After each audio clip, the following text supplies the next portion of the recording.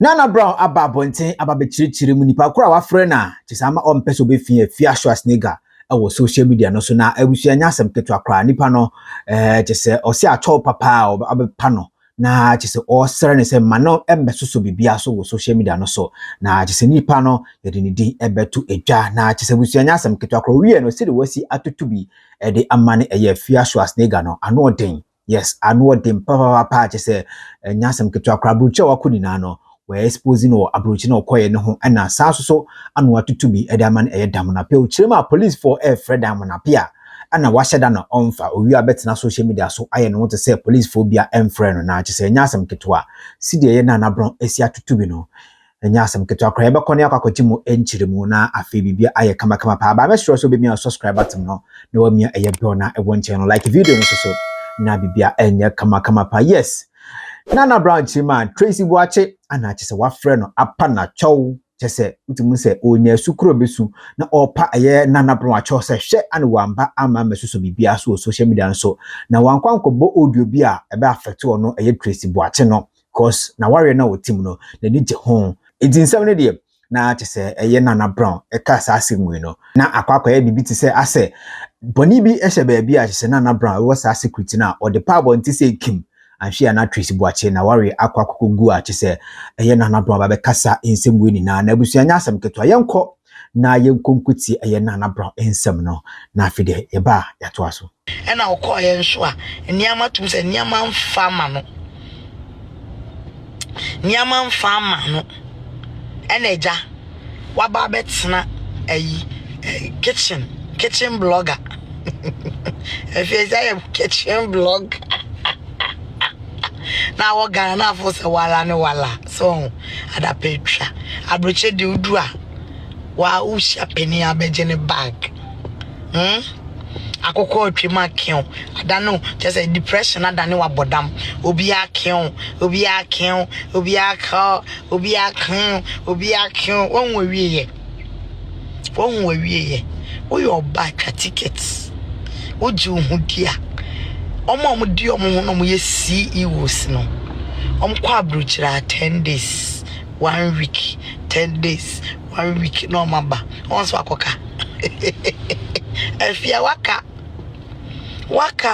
na ze Nana Brown chirima kyese eye Europe to no koye no utimi se okudi be 2 weeks bi ana obaye na kyese de opese o chene se senka Afia Schwar snega e wo sikate so no eye Nana Brown o sa ye CEO of eye Glitter and Glow ene eye ye fence Gina Organica ono so koye no na nka wo so okudi be 10 days no wasa ba betena Ghana no wa ba ye n'adwuma esan se woni adwuma papa bi ye ena kyese nyoma so enkoye mani nti ana makwakotena eye obi ma so a kyese si no okwakwakwaye ka adwuma kyese busua nya asem keto akra yenkoso ni enu nti no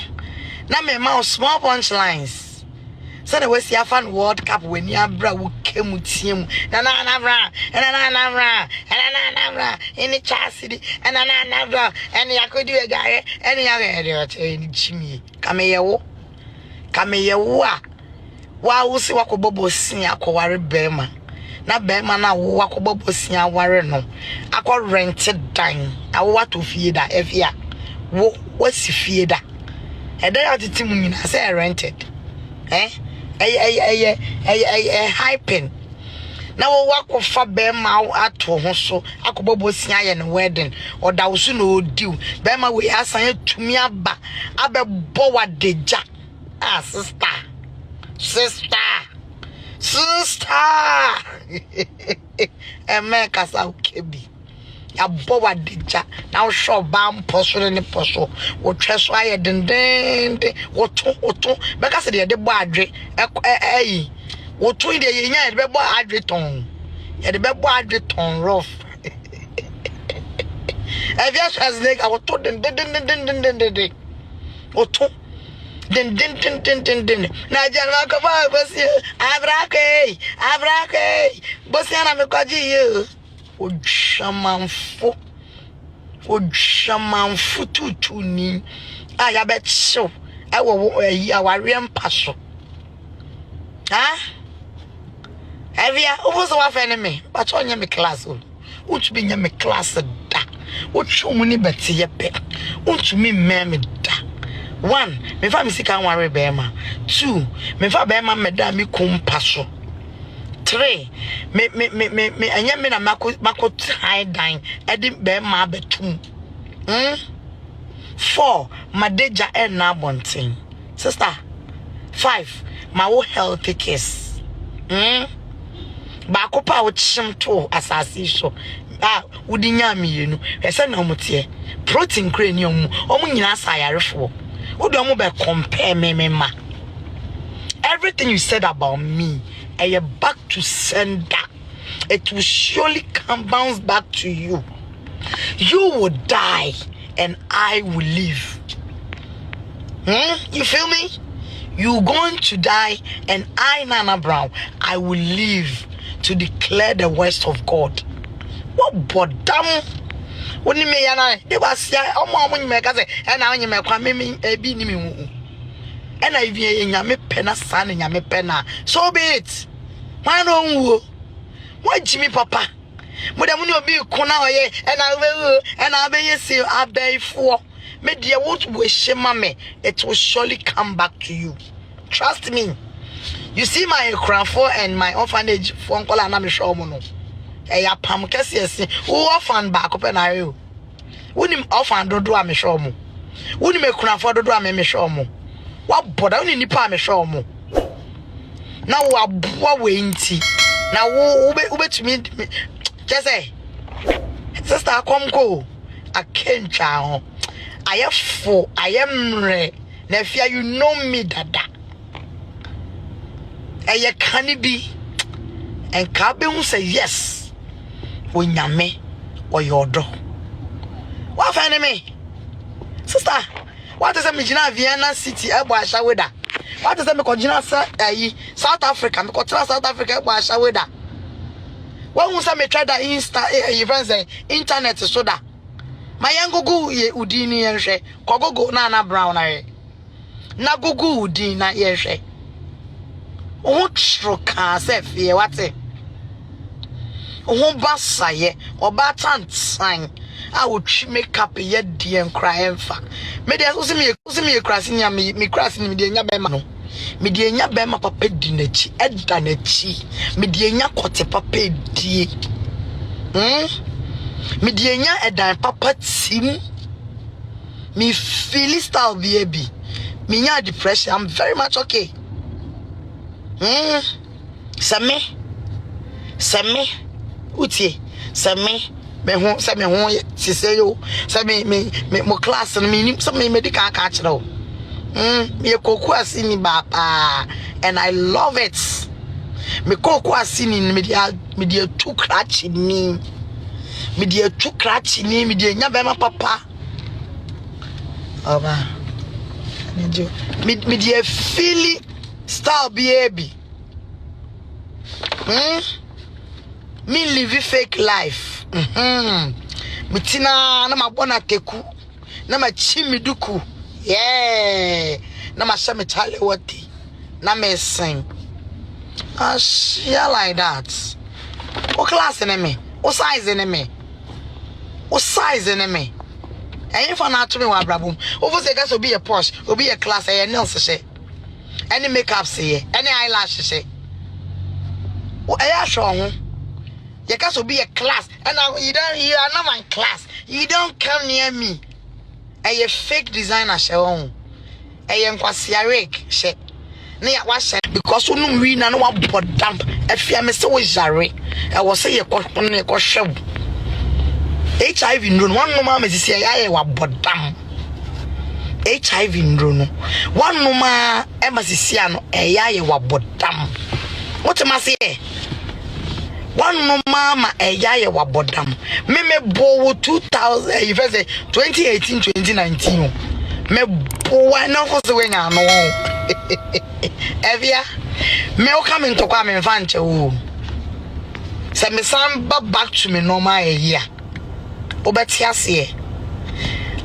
na nipa fun nipa nkwasiafo be di matem e ma wo abu nipa we nso akwatia wo hu se amampam hwe wo ujira oba tantan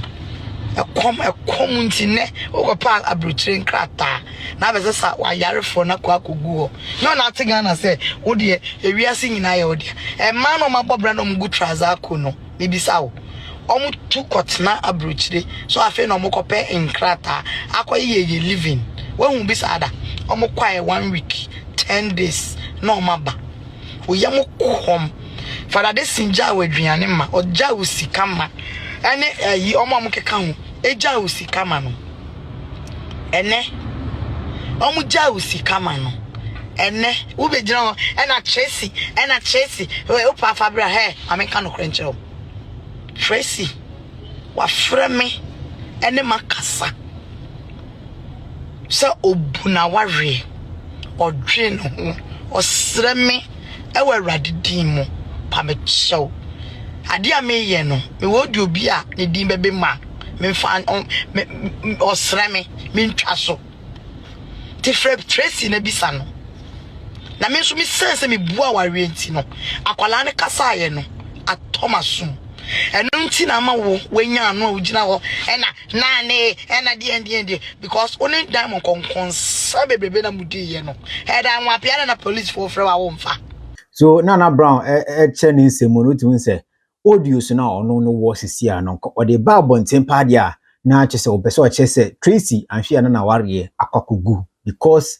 ebia na ensemo wo audio no mu no e connect to ebia na ware no a che se sisi ano owo mu no na che se ono chima obu aware na che se utumu se ompese aware bia begu nti no na waye na adwen se obeti de Tracey kan kanya sa pa dia kasi do besi aba be expose eye Afia Schwar nigga ene dam na pia konkon sabi omudi ya chise ni na efa Tracey boache wono nka enya asem keto akra na abusua wote ya wo se sedie ebimo asidi omani asi ne ba no so na sebi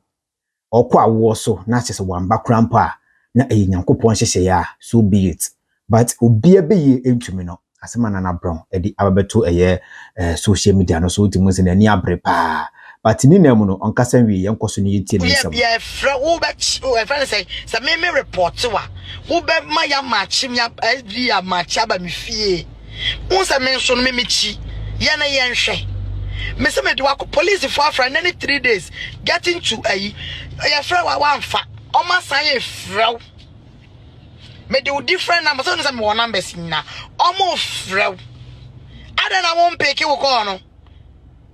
ade unsho na wo se wo your bad I mona pia me se ubedem na me de wagina courts allegations na wo ye fa me nku na nsema wo ka fa me glitter and glow na no wo be prove me se me de wo ye scapegoat Afia wo ti wo pacho as wenya kotie di wo pacho as wenya bema na wachia 10,000 amano no opachaw ansa one wada once na why depressed bipolar na otigana na usre abena kokko otigana na usre moisha won dia bipolar yo otira hey why you trying sa akokko asenche se no why you trying konti na me hwe oba pa na ye bia ne ho ne nanu ne bobre nenia wo pachra be shawdi na wo emmobo sister we yam paibo me catchro bo modia because you see no na enko HIV no na wonnom no enko biom enti na mo hu de Afia ya na Ghana for Afia Schwar is the body de na nko kita no honam kakra de enere why you trying why you get and I won't he Afia won't he Afia won't he papa Afia won't he sister oh why he papa why he ain't no na na aseme mame modi pacho na bebo mi din o me ni ayarefo ni agro me ne nkwase ampafo ni agro debi wo me fere post me frost madam fo no me ferry se me fro kra se madam fo no na se me di KFC aduane a me nto bi ndi da eye KFC na why na no okoto abremi na wo se oto anu aka che so oto abremi e de o chire wo de kiss we e tankra kiss we e tankra what about say kiss we e tankra it's madam we small punchlines na me de ma wo susuna kekem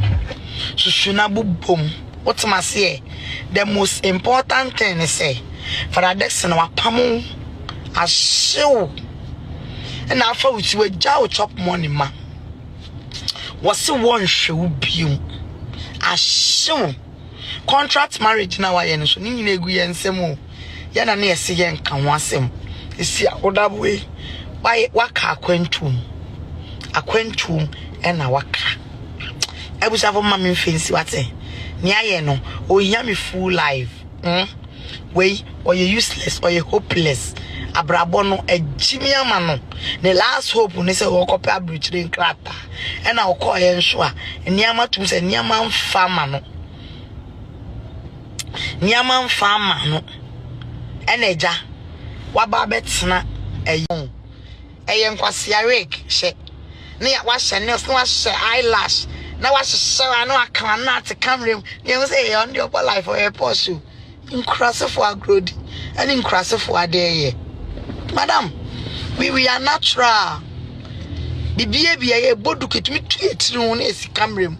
na nka bede na ye wo ya ye boy ti duku ni yetumi tuetiri ho ante manu ye no man sa na tie otuma se ni ye nemu yetumi ye na into from ni ye nemu. That's what we're talking about. We don't fake. I was down for mama me face. Also na be mu bleeding. So we see don Naana Brown a cheche ni semu ho no chima che se ono de on fake obetumi abetu ni tre ho de atena social media so Afia Schwar Diamond omu no muntimi nya se eye adwuma na o chima Diamond ekon befa so obeche no de na kwakotum ewie de na kugina court no obefa so ede no akwakugina court na allegations wo yefa ni nko no huna no wakwa eye court akwakoyi ano na chisebusia Naana Brown tutu bebe so ede ama ya Afia Schwar chese utubun se nsem de wapem bi super yi a chese ano den o chima Afia Schwar ne pepasa akwa abrochi se akwakopeni nanom na edan nsema obetumi I expose Afia Schwar at any time but because of a year Tracey boache enti ana on person de AUDIOS bi ene nyoma bi beba abonten sanso so ana de ba no so waka ho asem se omo amani esa na omo pese sebi impredasa o lose ne ba no ana sebi impredasa o free me bro bekwa wo so no obono return to sankrofo no mo we hye sa adebonini na na just what to be the amane crofo bebre na social media so especially Afia Schwar and just Diamond appear. So we shall also bet to me actually wadwin our comment section on bibia kama Naana Brown and a bit to be the amane Diamond and just Afia Schwar. Mess also be me on subscribe button me a bona a one channel like video so na bibia kama pa aha and I be do yakupon show na fe so nya okese makra